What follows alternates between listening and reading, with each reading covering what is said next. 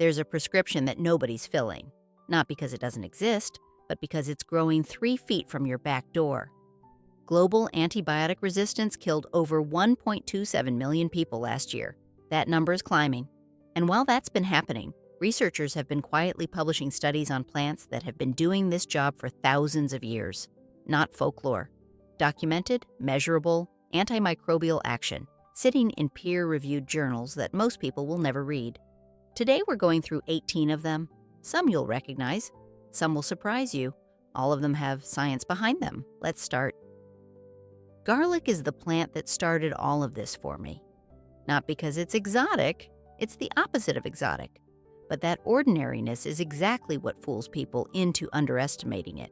It sits in kitchen bowls all over the world, and most of us have no idea what it's actually capable of. The active compound is called allicin. Here's how to think about it. When you crush a garlic clove, you're triggering a chemical alarm system. The plant releases allicin the way a skunk releases its spray. It's a defense mechanism, built over millions of years of the plant fighting off its own bacterial and fungal threats. And it happens to work on human pathogens the same way it works on garden pests. What allicin does, in plain terms, is react with thiol groups in bacterial enzymes, the chemical handles that bacteria use to run their essential internal functions. Disable those, and the bacteria can't maintain their basic chemistry. They break down. Studies have confirmed this effect against Staphylococcus aureus, E. coli, Salmonella, and Helicobacter pylori, the one linked to stomach ulcers and a surprising number of chronic digestive complaints. A foundational review published in the journal Microbes and Infection documented allicin's antibacterial activity against a wide range of gram-negative and gram-positive bacteria, including multidrug-resistant strains of E. coli. Antifungal activity against Candida was confirmed in the same body of work, not a folk tale, documented peer-reviewed science going back decades. The catch, and there always is one, is heat. Cooking garlic for more than 10 minutes breaks down most of the allicin before it can do its work. There's also a timing element most people miss entirely. Allicin doesn't exist in the intact clove. It's only produced when the enzyme alliinase, stored separately inside the cell, comes into contact with its substrate upon crushing. That's why letting crushed garlic rest for 10 minutes before eating or adding heat makes a measurable difference. You're giving the reaction time to complete. Raw, rested, and not overcooked. That's the window. Here's how I use it. Simple, effective, no supplements needed. Take 1 or 2 cloves, not the whole bulb. Peel them and let them sit on the counter for 10 minutes after peeling. That resting period activates the allicin fully. Don't skip it. Then either mince them finely and eat them raw in a tablespoon of raw honey, or slice them thin and add to room temperature olive oil as a dressing. I do this at the first sign of any chest or sinus trouble, every time.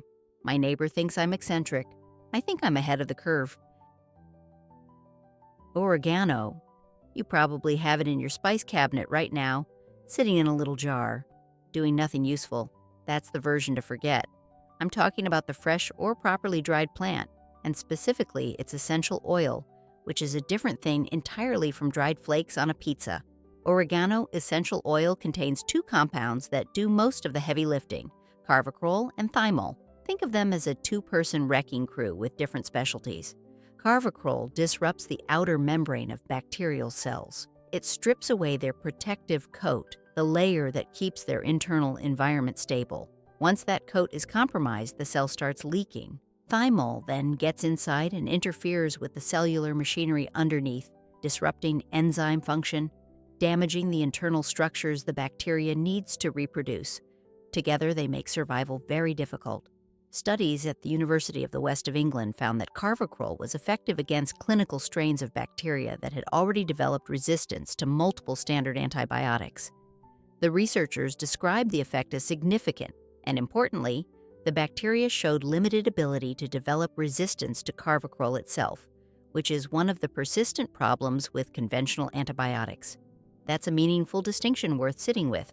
What I find particularly interesting is the antifungal dimension.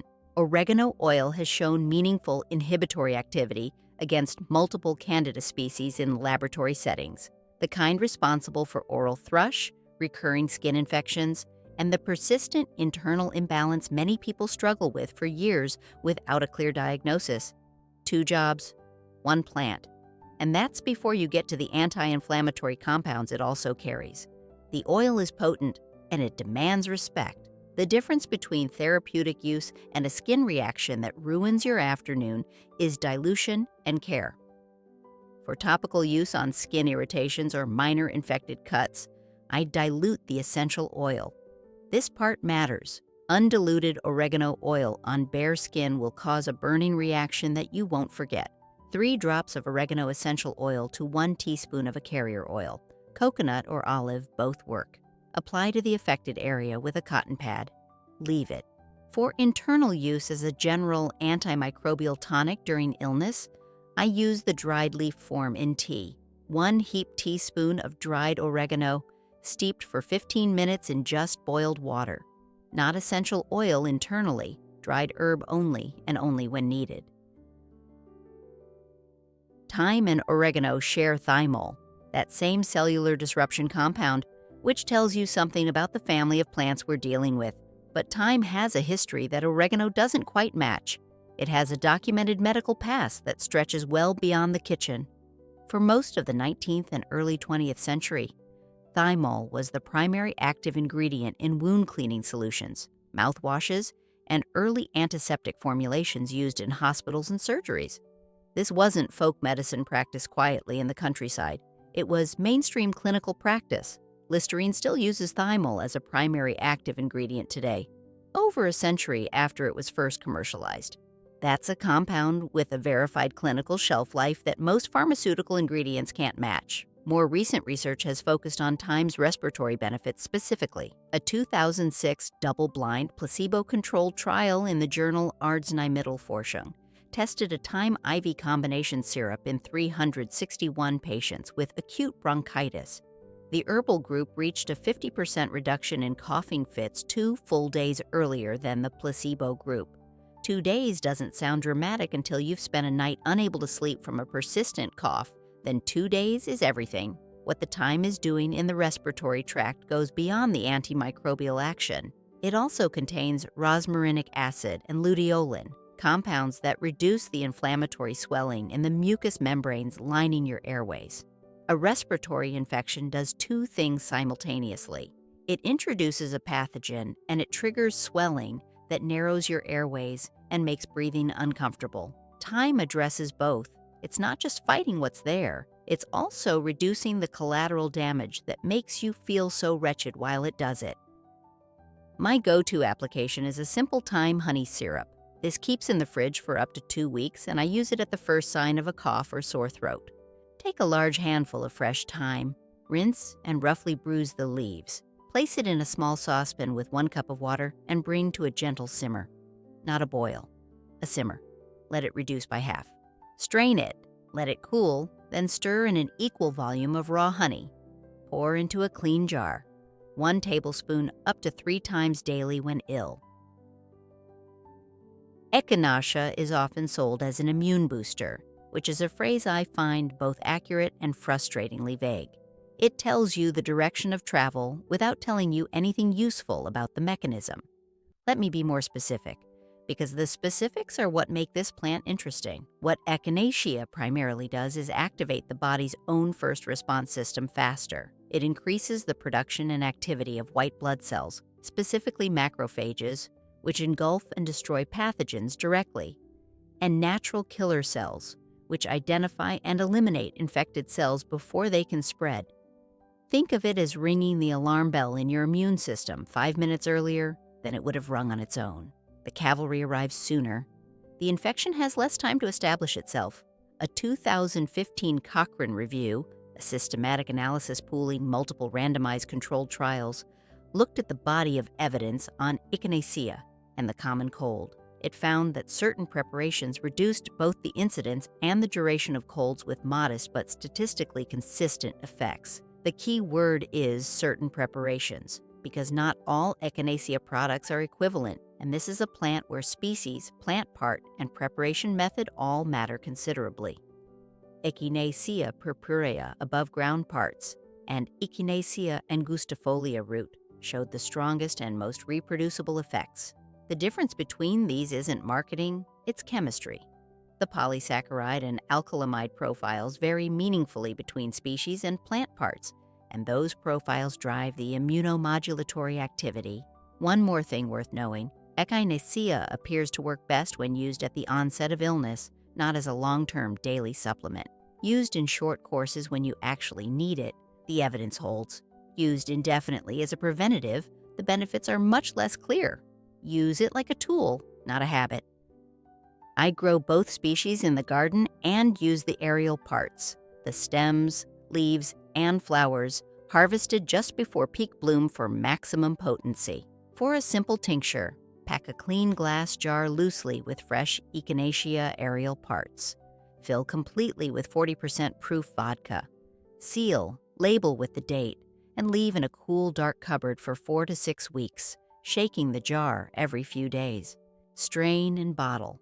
I take half a teaspoon in water at the first onset of symptoms, 3 times daily for up to 10 days. I don't use it preventatively year-round. There's limited evidence for that, and the body adapts. Use it when you need it. Calendula is what I reach for first with any skin complaint. A cut, a rash, a patch of inflamed skin that won't settle, a burn that needs soothing. It's the most versatile plant in my first aid garden, and probably the most visually generous. It blooms continuously from early summer straight through the first frost, producing more flowers the more you pick it. A plant that rewards attention. The antimicrobial and anti-inflammatory action comes from several compounds working in combination rather than any single active ingredient. The triterpene saponins behave like a natural soap. They break down the lipid membranes of bacteria and fungi on contact. The flavonoids, quercetin and isohamnitin among them, act on the inflammatory response itself, reducing the swelling and redness that accompany skin infection. The polysaccharides have shown immunostimulating activity, supporting the local immune response at the wound site. 3 separate mechanisms, acting together. The clinical evidence for calendula is more substantial than most people realize. A Phase 3 randomized trial published in the Journal of Clinical Oncology compared calendula ointment against trolamine cream, a standard pharmaceutical preparation, for radiation dermatitis in breast cancer patients undergoing radiotherapy. Calendula produced significantly lower rates of severe skin reactions, less frequent interruption of treatment, and meaningfully reduced pain scores. That's not a comparison against a placebo. That's a head-to-head against an established medical product in a rigorous oncology trial, and calendula came out ahead. That result sits with me, because radiation dermatitis is one of the most aggressive and reliably reproducible forms of skin inflammation there is. If calendula can hold its own in that context, what does that suggest about its potential for the far more minor skin events most of us deal with day to day? My calendula salve is the thing I'm asked for most at farmers markets. It takes about an hour to make and lasts for 6 months in a cool cupboard.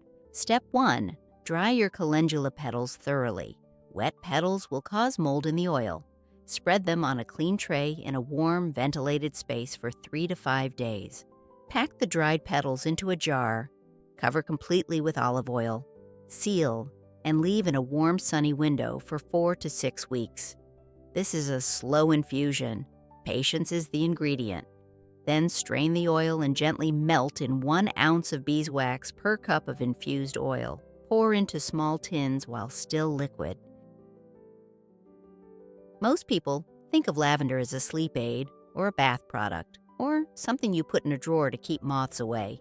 That reputation is earned on all counts. But the antimicrobial properties are significantly underappreciated, particularly for topical use. And I think that's partly because lavender has been so thoroughly absorbed by the wellness industry that people stop thinking of it as a serious plant. The primary active components are linalool and linaloyl acetate.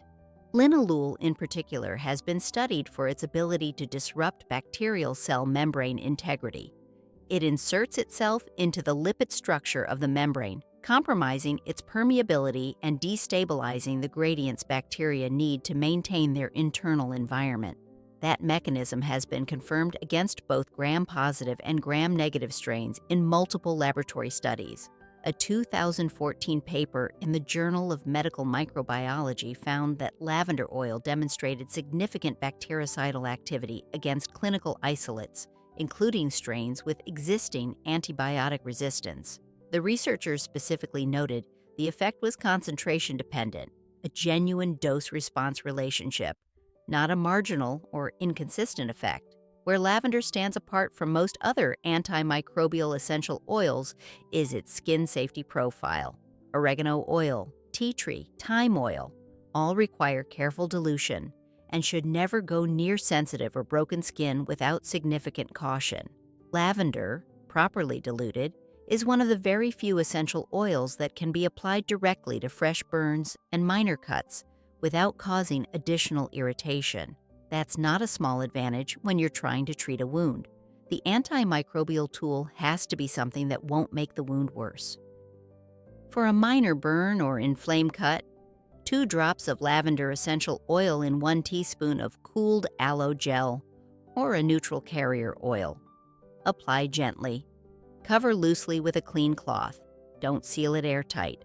For a general skin calming spray, excellent for summer insect bites and minor dermatitis, fill a 100 milliliter dark glass spray bottle with distilled or cooled boiled water. Add 15 drops of lavender essential oil and shake before each use. Tea tree is the exception on this list. It doesn't grow in most temperate gardens, and I won't pretend otherwise. I include it because the evidence for topical antimicrobial use is some of the strongest and most consistently reproducible in this entire field of research, and leaving it out would be a gap I couldn't justify. The primary active compound is terpenin 4-OO, which disrupts bacterial cell membranes in a mechanism similar to linalool in lavender, but with a broader documented spectrum of activity and at generally lower concentrations. Laboratory studies have confirmed meaningful effectiveness against MRSA, methicillin-resistant Staphylococcus aureus, the strain that has become one of the defining problems of modern hospital medicine. A 2004 clinical trial published in the Journal of Hospital Infection compared a full tea tree oil regimen against the standard mupirocin-based MRSA decolonization protocol used in hospitals. The overall clearance rates between the 2 regimens were not significantly different. For skin sites and lesions specifically, tea tree performed comparably or better than the standard chlorhexidine and silver sulfadiazine components of the control protocol. Mupirocin remained more effective for nasal carriage. That's an important distinction I'm not glossing over. But the overall picture was of a plant-derived preparation holding its own against a gold standard medical protocol for one of the most feared drug-resistant bacteria in modern medicine. That's worth knowing.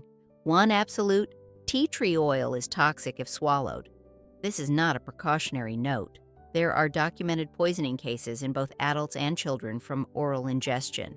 It is strictly topical. Label it clearly. Keep it away from children. Standard dilution for general topical use: 5 drops in 1 teaspoon of carrier oil.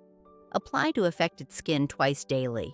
For fungal nail infections, slightly higher concentrations have been used in studies, up to 25% dilution in a fatty carrier. But start conservatively. For a general antimicrobial household surface spray, this is one I use in the kitchen and bathrooms, combine 10 drops of tea tree with 2 drops of lavender in 200 milliliters of water with a small amount of liquid Castile soap to help the oil disperse. Shake before every use. Rosemary is the workhorse of my herb garden. It handles hard winters without complaint, comes back thicker every spring, and earns its space twice over, once in the kitchen, once in the medicine cabinet. A 3-year-old rosemary bush has a depth of aromatic compound concentration that a first-year plant simply doesn't. It improves with age. I appreciate that in a plant. Rosemary contains 2 compounds studied extensively for antimicrobial activity: carnosic acid and rosmarinic acid. Carnosic acid has shown particularly interesting antibiofilm activity in laboratory studies. Biofilm is worth understanding if you're thinking about why certain infections are so hard to clear. It's a protective matrix that bacteria construct around themselves when they colonize a surface. A wound, tissue, a medical device. It's essentially a shield that dramatically reduces antibiotic penetration. Carnosic acid has shown the ability to degrade that shield, a different and complementary mechanism to direct bactericidal activity. Rosmarinic acid carries both antimicrobial and strong anti-inflammatory properties. A 2015 study in Food and Chemical Toxicology found that rosemary extract inhibited the growth of listeria and bacillus, foodborne pathogens that are notoriously persistent. The researchers were focused on food preservation, but the underlying chemistry doesn't change based on context. The same properties that keep food safe work on any surface the extract contacts. Simple rosemary-infused vinegar. This is my kitchen disinfectant. It's effective against most surface bacteria, it smells clean without being synthetic, and it takes 10 minutes to prepare. Pack a clean jar with fresh rosemary sprigs. Fill with white wine vinegar or apple cider vinegar. Seal, leave for 2 weeks. Strain and pour into a spray bottle diluted 1:1 with water. Sage has been used as a throat remedy across Mediterranean and Central European herbal traditions for several hundred years. That's a long observation period across cultures that had no communication with each other and no shared theoretical framework. They just kept arriving at the same plant for the same problem. When that happens consistently enough, I pay attention. The primary antimicrobial compounds are thujone, camphor, and 1,8-cineol.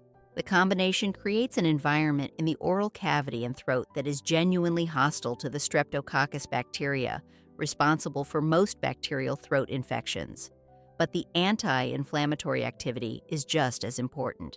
The mucous membranes lining the back of the throat swell and sensitize during infection. Sage's tannins and flavonoids act as astringents that reduce that swelling directly. That swelling is a significant part of why a sore throat hurts as much as it does. Treating the inflammation and the pathogen simultaneously is more effective than either alone. A 2009 randomized controlled trial in the European Journal of Medical Research compared a sage throat spray directly against an Echinacea spray in patients with acute pharyngitis. Both preparations reduced pain significantly within the first 2 hours. The sage preparation showed marginally stronger effects at the earliest measurement points. What's notable about this study is the comparator, not a placebo, but Echinacea, which already has reasonable clinical standing.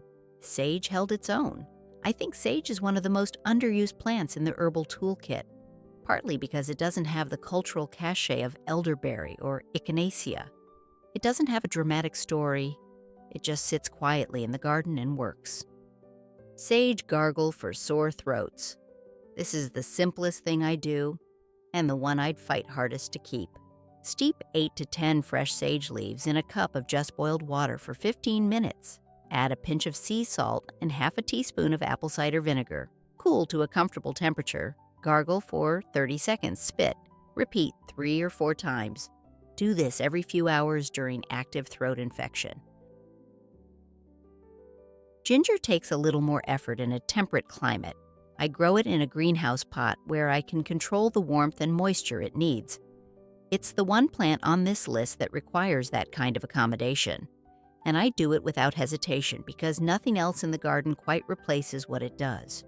The rhizome contains 2 primary active agents, gingerols, which are present in fresh ginger, and shogalls, which form when fresh ginger is dried or exposed to heat.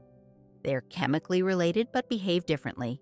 Gingerols drive the antimicrobial activity and much of the immediate anti-inflammatory effect.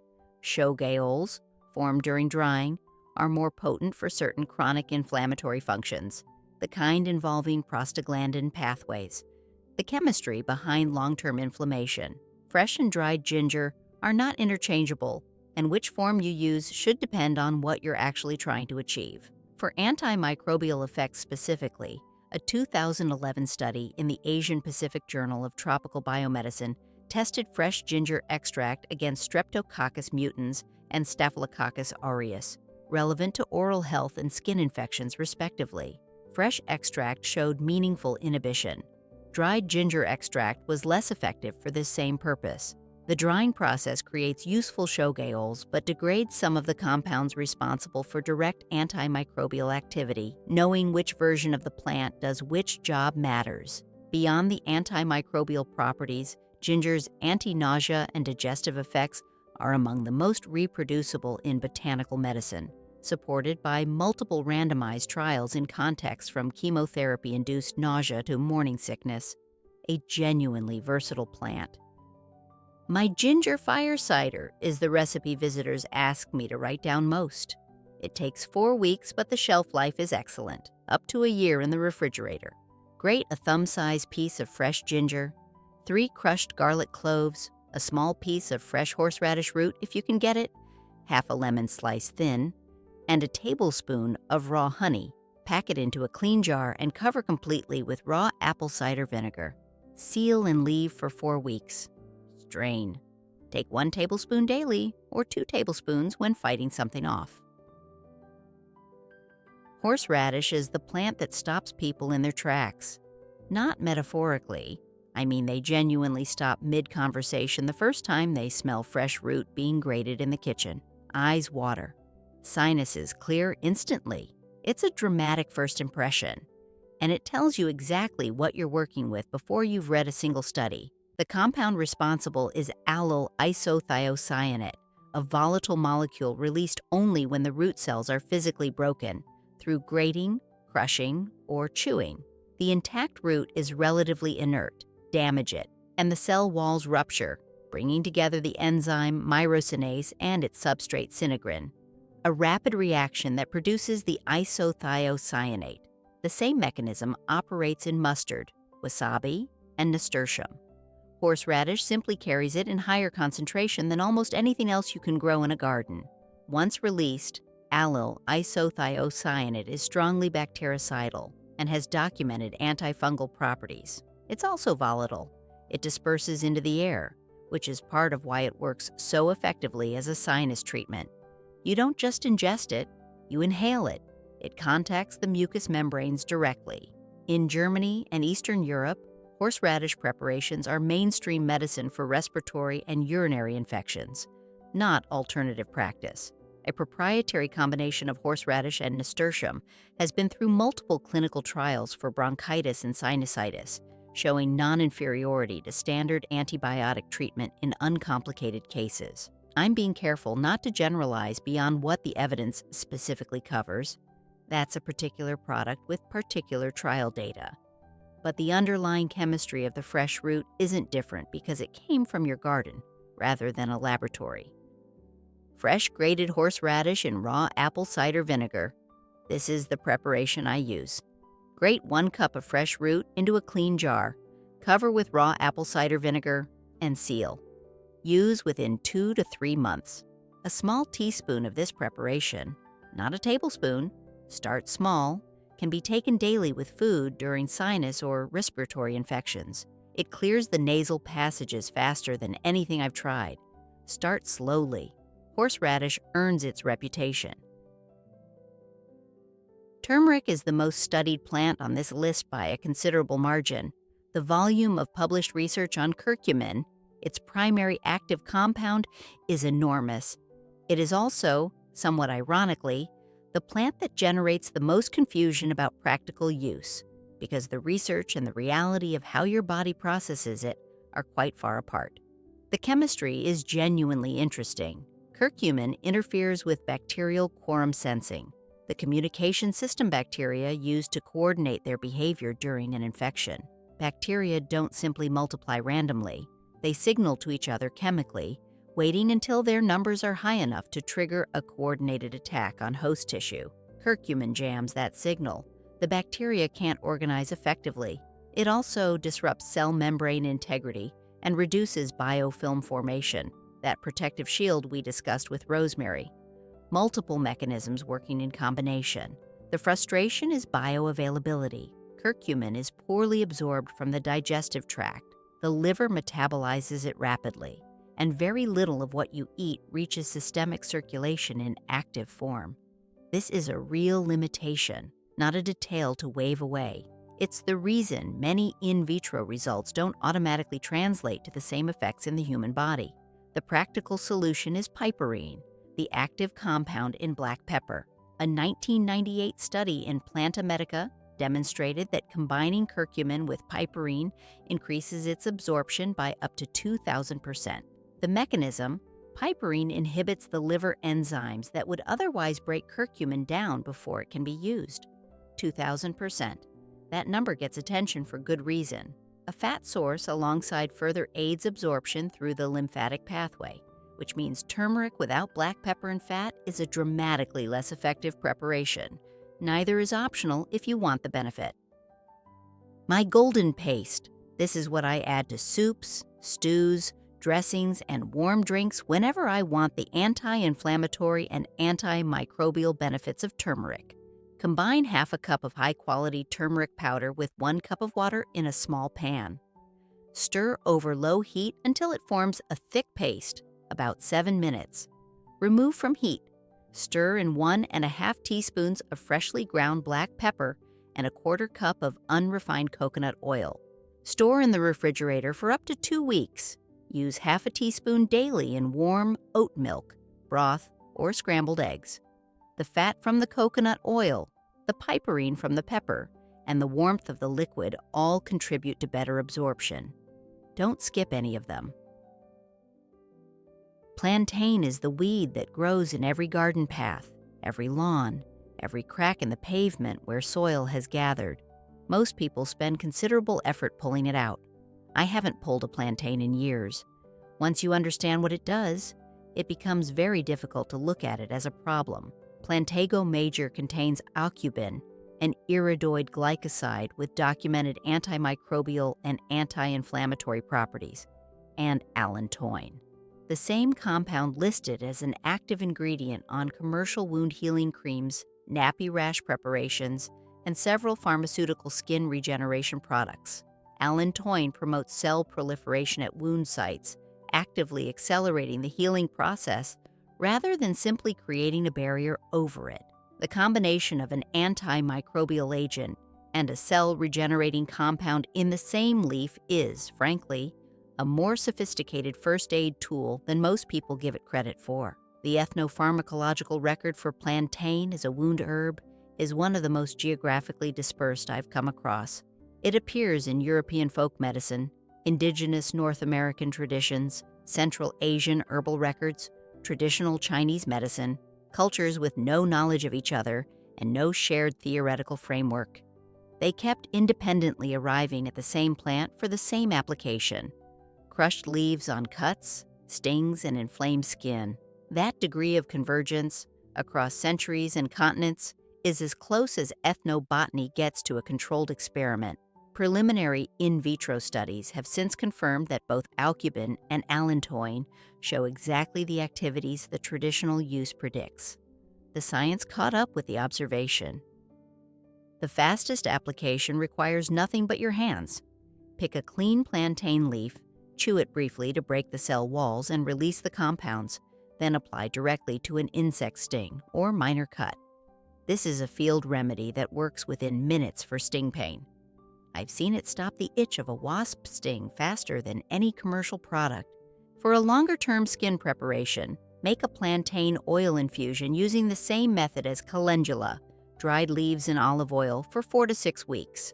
Combine with calendula oil for a general wound care blend that I use as a base for almost everything else.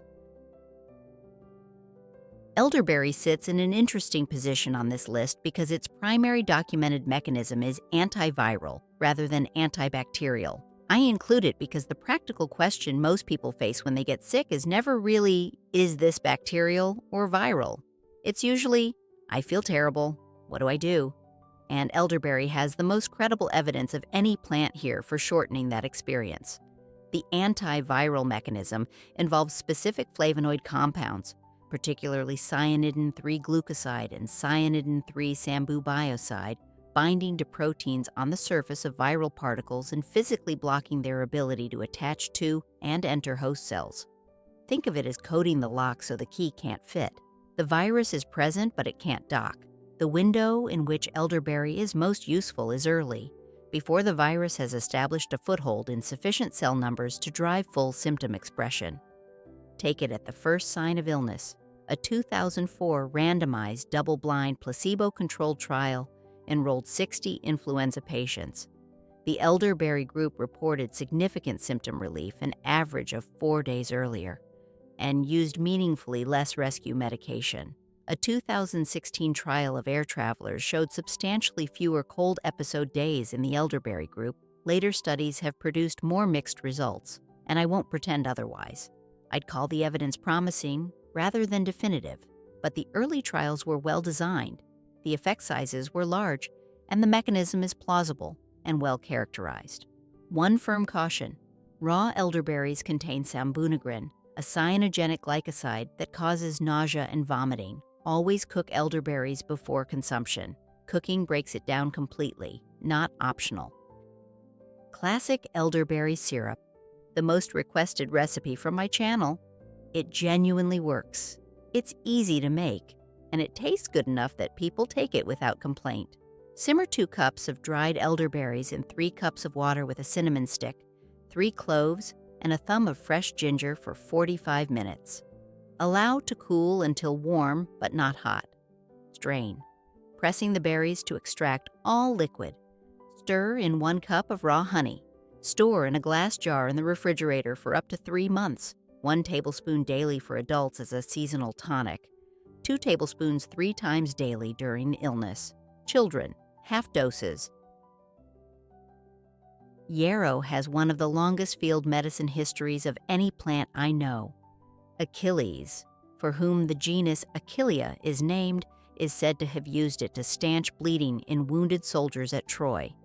Whether that legend is literally true is beside the point.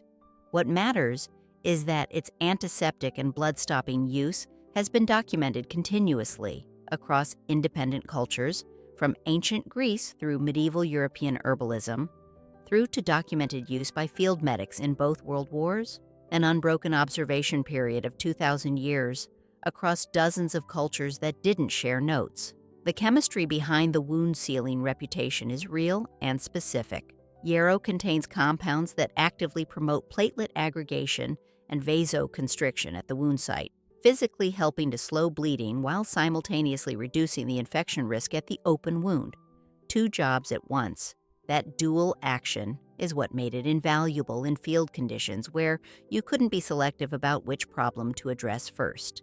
The antimicrobial activity comes from sesquiterpene lactones, flavonoids, and tannins working in combination. Laboratory studies have confirmed activity against both gram-positive and gram-negative bacteria. The astringent tannins also create a physical barrier effect on mucous membranes, which is why yarrow has traditionally been used for internal inflammation as well as external wounds. It's an unassuming plant, flat-topped white flower heads, feathery leaves, grows almost anywhere with minimal encouragement. Considerable history for something most people walk past without a second glance. Fresh yarrow poultice for cuts and minor wounds. This is what it was used for in field medicine, and it's what I keep it for. Pick a handful of fresh leaves, rinse, bruise between clean hands or a mortar, and apply directly over the wound. Hold in place with a cloth strip. For an infusion to use as an antiseptic wash, steep 1 tablespoon of dried yarrow aerial parts in 1 cup of just boiled water for 20 minutes. Cool, strain, and apply with a clean cloth to the wound site. Lemon balm is what fills the shadiest corner of my garden where nothing else wants to grow. Give it half a chance, and it becomes the garden. It spreads with real enthusiasm and requires no encouragement whatsoever. I stopped fighting it years ago. It earns its territory. The antimicrobial and antiviral story of lemon balm centers on rosmarinic acid, a compound it shares with rosemary and sage, and several caffeic acid derivatives that appear to be more specific to this plant. Together, they've shown documented activity against herpes simplex virus in multiple studies, which makes lemon balm one of the few plants where a specific antiviral application has been tested in clinical rather than just laboratory settings. A 2008 study in the journal Phytomedicine used a standardized lemon balm extract cream on patients with herpes labialis, recurring cold sores. Healing time was reduced, and crucially, the recurrence rate in patients who continued using the cream long-term was notably lower than the control group. The mechanism is consistent with what we see in elderberry. The caffeic acid derivatives appear to coat viral particles before they can bind to epithelial cells. The virus is present but blocked. It can't establish the infection that would produce symptoms. Beyond antiviral action, lemon balm has well-documented anxiolytic and sleep-supporting effects, making it useful in a different dimension during illness, when the inability to sleep becomes its own obstacle to recovery. A plant that works on the pathogen and on the nervous system simultaneously is a generous thing to have in the garden. Lemon balm cold, sore balm. I've been making this for a decade, and I still have people come back at the end of summer saying it's the first year in years they didn't have a significant outbreak. Make a strong lemon balm tea, 4 tablespoons of fresh leaves in 1 cup of just boiled water, steeped for 30 minutes covered. Strain to a dark, concentrated brew. Melt 2 tablespoons of beeswax with 4 tablespoons of coconut oil in a double boiler.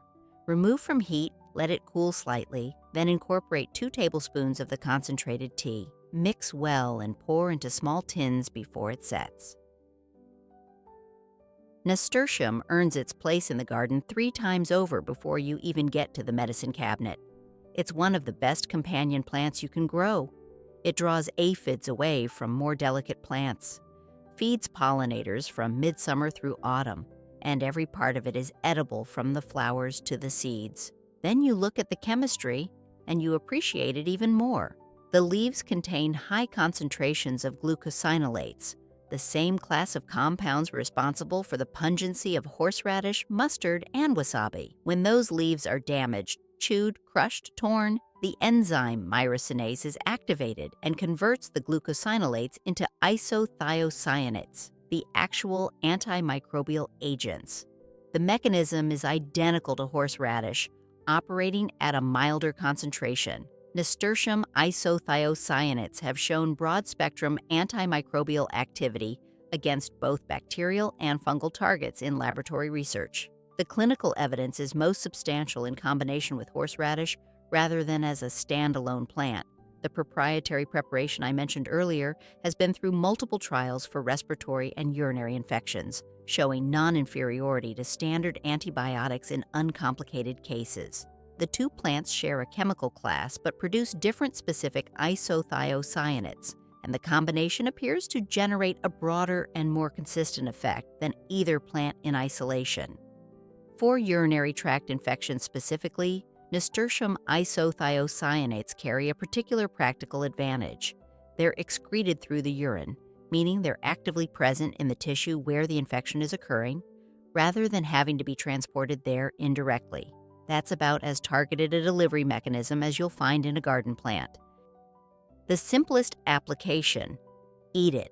Nasturtium leaves and flowers in salads daily during summer and autumn. This is food as medicine at its most straightforward. For targeted urinary or respiratory support, I use a fresh leaf tincture.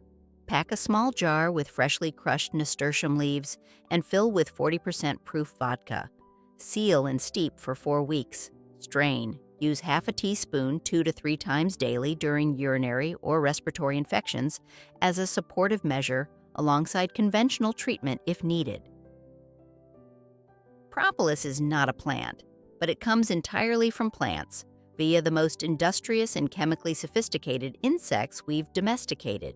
Bees collect resinous material from tree buds and bark, primarily poplar and birch, depending on local availability, and process it into propolis, the amber-colored sealant they use to coat the interior of the hive, fill cracks, and seal off any threat they can't physically remove. Think about what the inside of a beehive is environmentally. Tens of thousands of organisms living in close proximity, in warmth, in constant humidity, with organic material present everywhere. Under normal conditions, that description is a recipe for explosive microbial growth. The interior of a healthy hive remains remarkably sterile. Propolis is a central reason for that. The bees have been solving the antimicrobial problem for tens of millions of years, and they've been sourcing the solution from the same botanical compounds we've been discussing throughout this video. The chemistry is complex. Dozens of phenolic compounds with caffeic acid, phenethyl ester, pinosembrin, and ardipillin C among the most studied. Composition varies depending on what plants the local bees have access to, which means propolis from different regions differs chemically.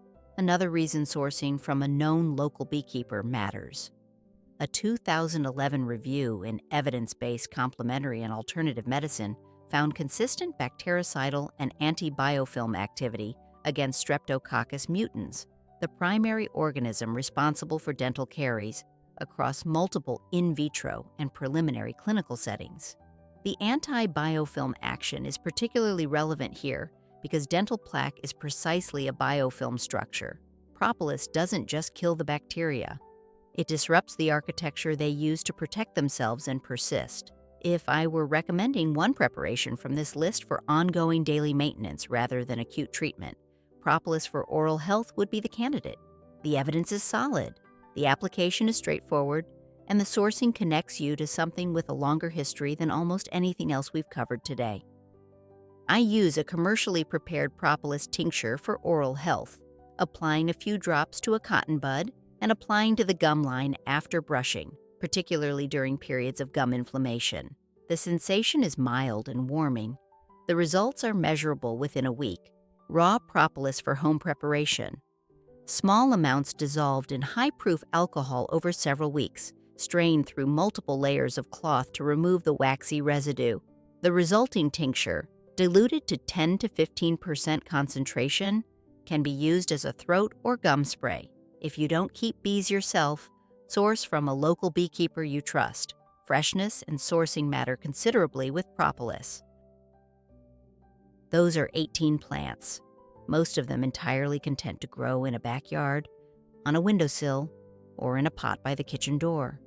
A few require a little more effort. All of them reward the attention. I want to say something clearly before you go. None of these replace a doctor's assessment for a serious infection. If you have signs of a spreading infection, a high fever, or anything that isn't responding or is getting worse, that is a situation for professional medical care. Full stop. What these plants represent is something different, a first response, a support system, a toolkit for the days when your body is dealing with something minor and you want to give it the best possible conditions to do its own work. The body is very capable of handling minor infections when it's properly supported. These plants are support. If you're starting from scratch and want just 4 to build on, garlic, thyme, calendula, and plantain. Between them, they cover most everyday needs. They're easy to grow in almost any climate, and they'll be in the garden every season with minimal effort. Drop a comment below with the plant you trust most from your own garden. I'm genuinely curious which one surprises people when they actually use it, and which ones you've been growing for years without realizing what you had. And one question I'll leave you with. Of everything we covered today, which plant do you think has the strongest clinical case that still doesn't get talked about enough? I have my answer. I'd like to hear yours. If this was useful, a subscribe keeps you here for the next one. I'll see you in the next one.